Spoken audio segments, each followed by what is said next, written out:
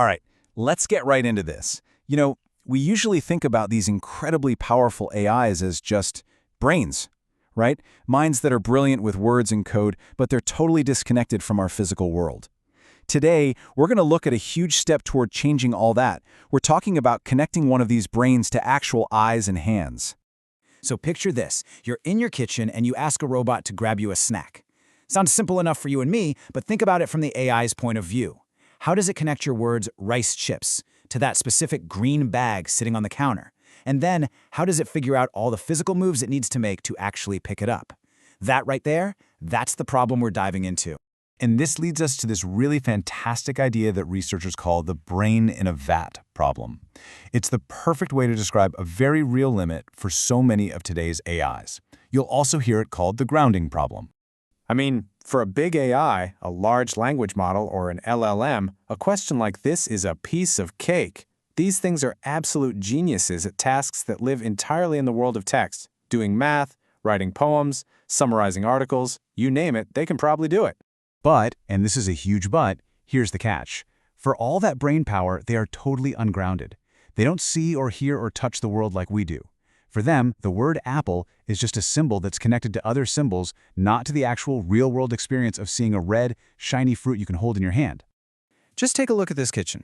When we see this, we see objects with purposes, we see textures, we understand how everything is arranged in space. But for a text-only AI, this is just, well, it's nothing. It has absolutely no way to see or understand this physical space. So this is the million-dollar question, isn't it? How do you build a bridge between the AI's abstract world of pure words and the messy, complicated visual reality that we all live and breathe in every single day? And that is where PaLM comes in. The E here stands for embodied, and let me tell you, it is a whole new way of thinking, designed specifically to solve this exact grounding problem. So, what in the world is an embodied language model? Well, to put it simply, it's an AI that doesn't just chew on text all day. It takes in real-world data, like the video feed from a robot's camera, and injects it directly into the language model's brain. It's all about giving that brilliant mind a set of senses. Okay, so how does it actually work? Well, the method PaLM uses is just so clever. It's all built around this idea called the multimodal sentence, which is a really cool way of mixing pictures and words together. Here's the breakdown. You start with a normal sentence, a text prompt. But then, and this is the genius part, you literally drop an image or a digital version of it right into the sentence and you treat it just like any other word. The AI then processes this combined stream of text and pictures all at once, seamlessly. This is a perfect example of what I'm talking about. The question isn't just words anymore. It has these image tokens plugged right into it. Now the AI has to look at the first picture, then look at the second one, and use its brain power on both to figure out what actually changed between them. Okay, now we get to the really fun part, seeing PaLM in action.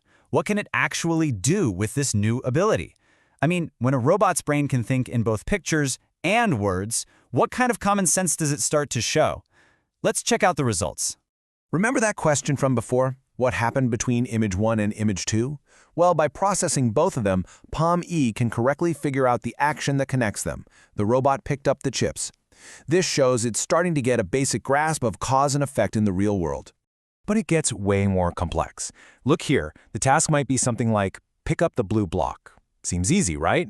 But notice that yellow block is sitting right on top of it. The AI can't just go for it, it actually has to come up with a plan.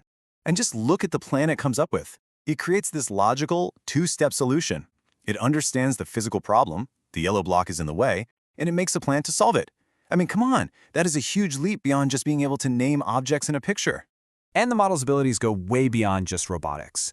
It also shows this amazing flexibility in understanding more abstract, human kinds of communication. For instance, you can show it this simple bowl of fruit And ask for the answer in emojis. And it just does it. This is so cool because it's not just about naming the fruits. It's about understanding a very human, kind of quirky form of communication and mapping it correctly to what it sees. It's creative and it shows a really deep level of understanding. Now, what's really mind-blowing is that PaLM starts showing abilities it wasn't even explicitly trained to do. Things like multimodal chain of thought, where it actually breaks down a complex visual problem step by step using words to figure out the answer. It's literally learning how to reason about the world that it sees. So this brings us to the final piece of the puzzle, the secret sauce. How on earth did the researchers pull all of this off? Well, the answer is all about the power of mixing data, and it really comes down to one key idea. It's a concept called positive transfer. The big discovery here is that you don't just train the AI on robot-specific stuff. No, you train it on a massive, diverse diet of data. You give it data from robot arms, general images scraped from the web, and huge amounts of text. This variety helps the model build a more general, robust knowledge of the world, which ends up making it better at all of its individual jobs. And the data backs this up in a massive way. Just look at this chart. When the model is trained only on data for a specific robot task, its success rate is kind of meh, around 32%. But when you train it on that full diverse mixture of data, its performance on the exact same task more than doubles, jumping all the way to 74%. That right there is the power of positive transfer in action. So what this all really means is that PaLM isn't just some cool one-off robotics project. No, this research gives us a powerful blueprint for the future of AI. It's a way to build generalist models that aren't just experts in language, but are actually grounded in and can reason about our shared physical reality. We're going from a brain in a vat to a real agent in the world. And that leaves us with a pretty fascinating final question to chew on. If an AI can learn to see and reason and act, what's the next step? What will it learn to do then?